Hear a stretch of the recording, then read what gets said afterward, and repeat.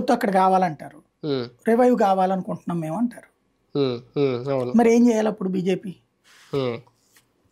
అవునంటే ఓ సమస్య, కాదంటే ఓ సమస్య. ఇక్కడ అందరు రేవంత్కి సమస్య అనుకుంటున్నారు, కేసీఆర్కి సమస్య అనుకుంటున్నారు. అసలు సమస్య బీజేపీకి.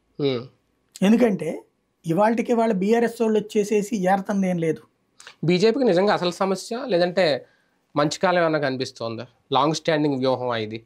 ఇప్పుడు తెలంగాణ సెంటిమెంట్కి ఇప్పుడు బీజేపీ ఒక అసెట్ అయింది.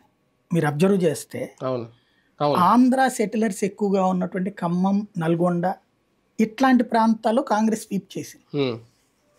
తెలంగాణ సెంటిమెంట్ ఎక్కువ ఉండేటటువంటి కరీంనగర్, ఆదిలాబాదు, నిజామాబాదు అట్లాంటి చోట్ల బీజేపీ గెలిచింది. అవును, అర్థమవుతుంది. అక్కడ తెలంగాణ సెంటిమెంట్ ఉన్న ఏరియాలో బీజేపీ బలపడుతుంది, పైగా ఇండివిజువల్ గా డెవలప్ అవుతుంది ఏపీతో పోలిస్తే. అది కాబట్టి ఇప్పుడు దీంతో పొత్తు పెట్టుకుంటే ఏమవుతుంది?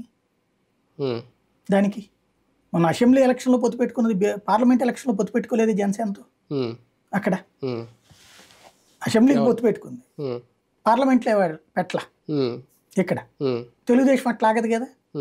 వాస్తవంగా తెలుగుదేశం, బీజేపీ, జనసేన కలిసి పోటీ చేస్తే తెలంగాణలో ఖమ్మం కొంత బెనిఫిట్ ఉంటుంది, నల్గొండ పెద్దగా ఉండదు. ఖమ్మంలో కొంత బెనిఫిట్ ఉంటుంది, హైదరాబాద్లో కొంత బెనిఫిట్ ఉంటుంది. కానీ మళ్ళీ ఇప్పుడు బీజేపీ ఎక్కడైతే అడ్వాంటేజ్ సాధించిందో తెలంగాణలో అక్కడ దెబ్బతింటది. అంటే కలిస్తే ఇంకా గెయిన్ అవ్వడానికి ఛాన్సెస్ ఉండవా? ఆంధ్రప్రదేశ్లో కలిస్తేనే అధికారంలోకి వచ్చారు, అక్కడ కూడా మేబీ కలిస్తే ఆ ఛాన్సెస్ ఏమన్నా